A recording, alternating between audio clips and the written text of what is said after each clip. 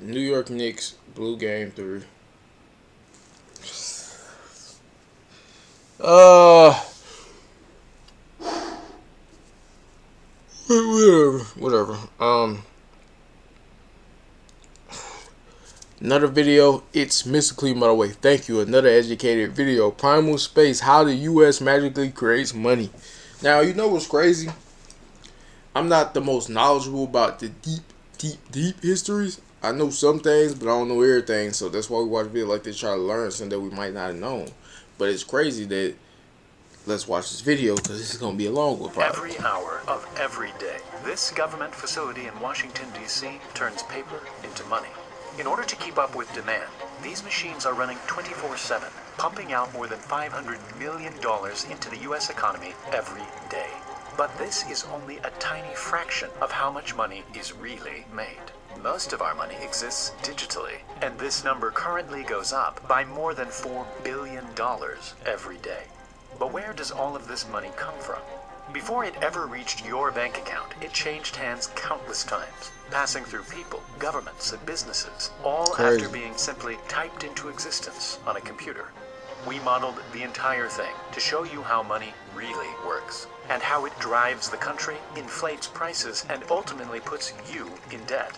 But in order to fully understand how we got to this point, we need to go back to a time before money. If a farmer, thousands of years ago, needed a new tool, he'd go to the local tool maker to buy one.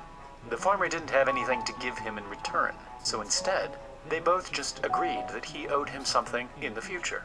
Because the tool maker trusted the farmer, his promise of future value was an acceptable form of payment. Sure enough, I used to trade things. I used to do trades. I used to trade. Hey, you might got some peas and beans, and I might got carrots. Hey, how about we trade? I get a couple carrots and you get some of my beans and rice. You know what I'm saying? And yeah, that's how I used to go. 2 weeks later, the farmer came back and gave him some food from his farm. To make transactions easier, people started to pay using more commonly used items like cattle, grain. See? Yeah, you might got something I need. I got something you need. Let's make a trade. I got you. If it ain't done growing, trust me. You'll see me again. I'll see you again. I ain't like that. Everyone needed these things, but they were hard to come by, and that's what made them valuable.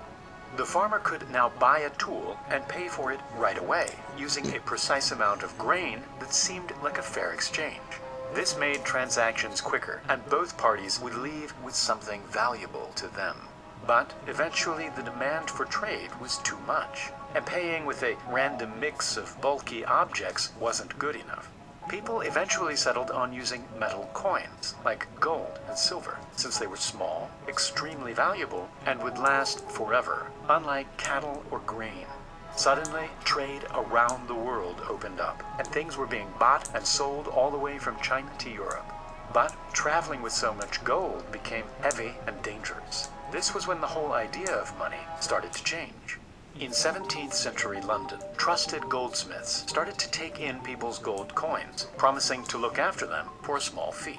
In return, they would give the customer a piece of paper, a promise note, that allowed them to retrieve their gold at any time.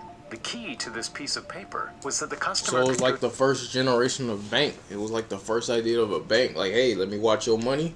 I'm going to make sure your stuff stay good since you can't carry it around with you all day. And when you come back, show me that piece of paper and you will get it. To any goldsmith in any town and claim back that exact amount of gold.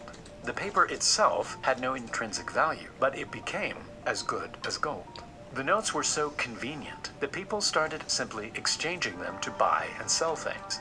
The goldsmiths realized that most people weren't actually coming to retrieve their gold, and so they started loaning out fake promise notes to customers. Instant money that had to be paid back with interest, making the goldsmiths a small profit. And just like that, they got you.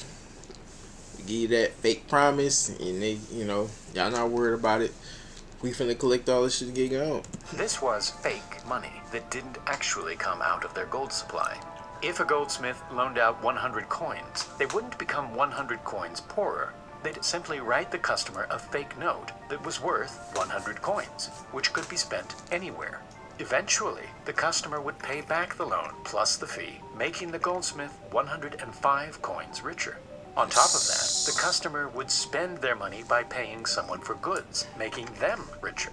From that single loan, the total money in existence increased by 100 coins, yet no new coins were produced. This meant that more money was in people's hands than actually existed. As long as Loans. everyone didn't come to cash in their notes at the same time, everything would be fine. If we replace the goldsmiths with banks and the promise notes with digital money, we have today's system of money. Nowadays, almost everything is bought and sold digitally. But did you know that data brokers buy and sell your own personal data? This could be used against you for things like scams, identity theft, I stalking, know what and that means. harassment. You got On an top ad of coming that, up. when marketing agencies get a hold of your data, they start sending you a never-ending supply of spam. The good news is that you have the right to today's say.com. When the 17th century goldsmiths started handing out fake money, it had a profound effect on the economy. Before, no new money could enter the system, and so the money that did exist was simply passed around in a cycle whenever a transaction was made. But this system had a major flaw. Imagine a group of 4 people who have a total of $100 between them. If person 1 pays person 2 for some food, it moves the money around, making it uneven.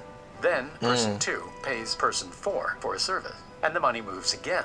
Note that every time money is passed around, value is made and productivity grows. But eventually, the money supply becomes uneven, and less people can participate, slowing down trade and reducing productivity. This system only works if everyone pays each other the exact same amount at the exact same time, something that is impossible in the real world. No, By facts. adding more money Everybody into on the different system, times. it speeds up the economy, allowing businesses to grow, products to be made, and ultimately advances our civilization. And so, a constant flow of new money is crucial in our current system. But how is this actually done?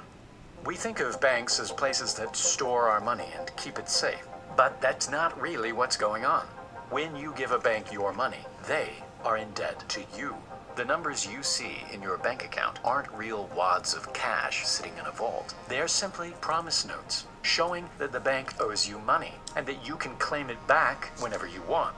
A loan is the exact same, but in the opposite direction. When banks lend us money, we are in debt to them, and we have to pay them back. This is where money really gets made. Just like the goldsmiths, when a bank gives out a loan, they don't get poorer. They simply type new money into your bank account. It's brand new money that didn't exist before. The only difference is that when you pay it back, the money gets canceled out, and the bank only keeps the interest. But with that loan, you paid for a new car, and that money eventually made its way to the employees of the dealership. Then, they spent that money, and it continued to create hundreds of new transactions, powering businesses, creating new technologies, and providing us with food. All of this value and productivity. To some degree, the money that we spend benefits different things in our lives. Essentially, the money that we get, we buy something, but essentially, that money that you put into the business or wherever you spend it at, eventually they use that money, at least some of it, to bring more product to the store. And we just do it again and do it again, do it again. We just basically, it's a cycle of just spend. They get the money, now they get their product. You come in, you come back in, and come buy it again. It gets the same, just go on and on and on. It might boost the price, like all right, boom, boom, boom, and just all right. It just goes up and up and up. It's just a fucking cycle. This is all. This is a big game, big cycle. What about the money that they make every day though? Let's talk about that. I don't think we got to that part of the video. The money they make every day. There's a lot of struggling motherfuckers out here.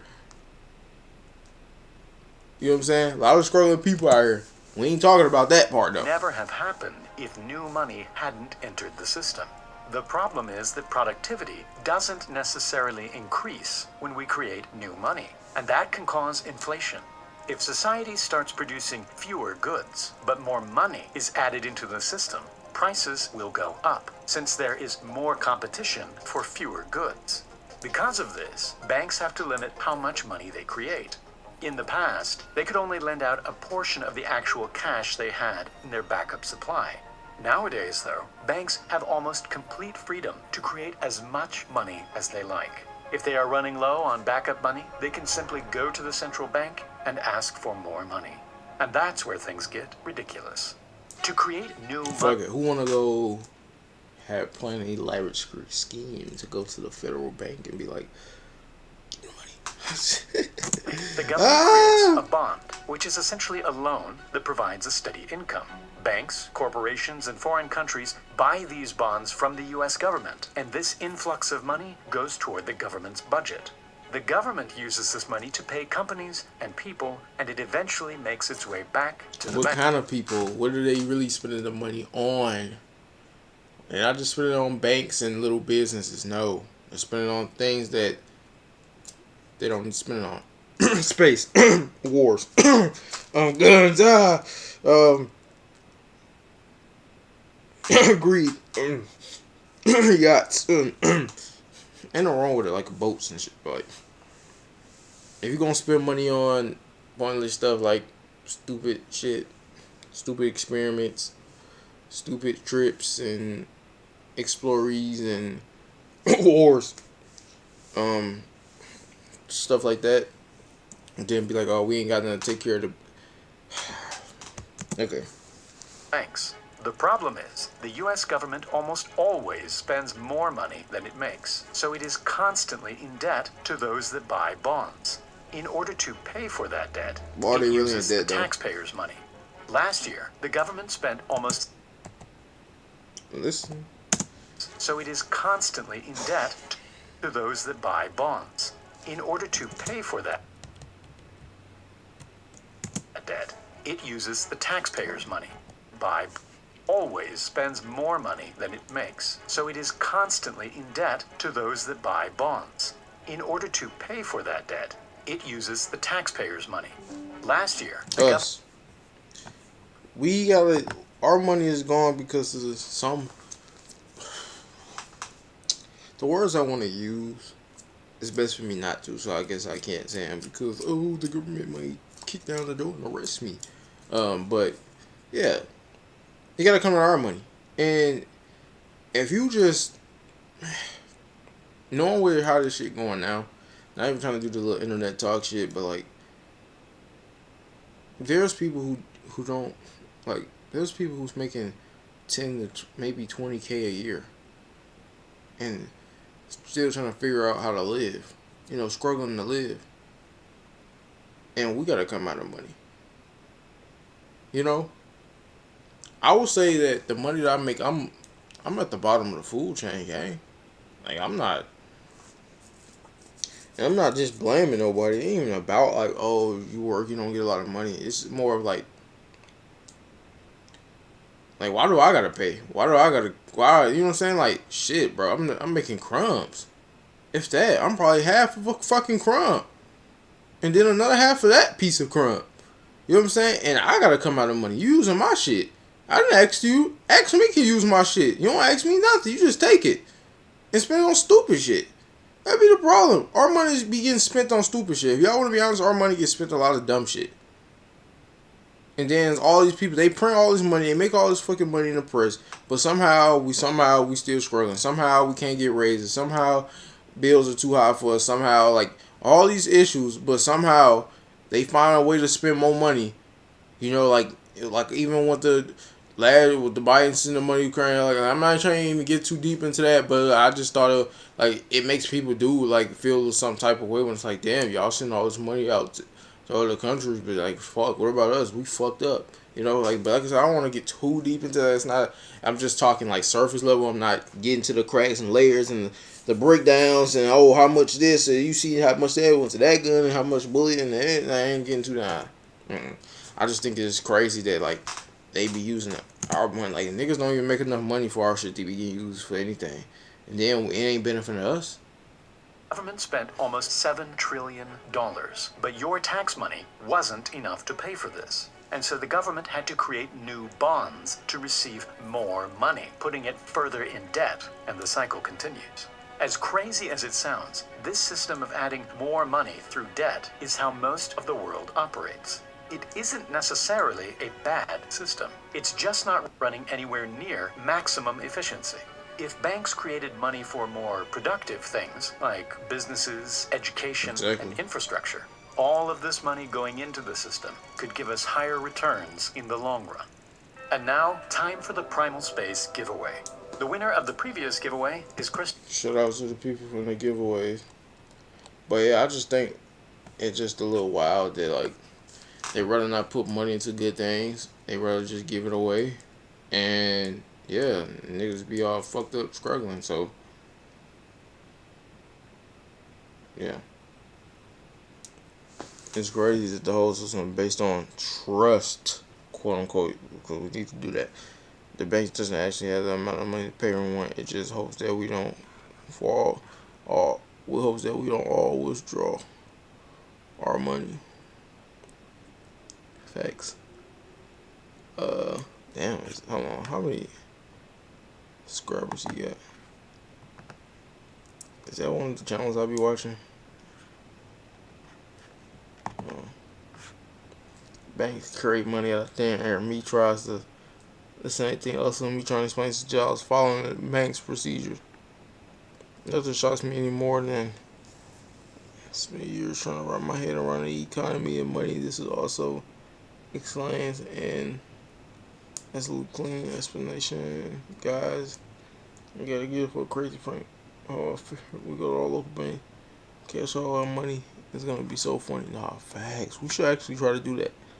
We should actually try to do that. So they can be like, oh, come on, bro. No. Please, please don't do this. Trust me, guys. You don't have to do this. This is not a good idea. We want to see that reaction. So, yeah, let's do it. I'm with it. Who with it? Who want to do it? Let's go. Turn me out.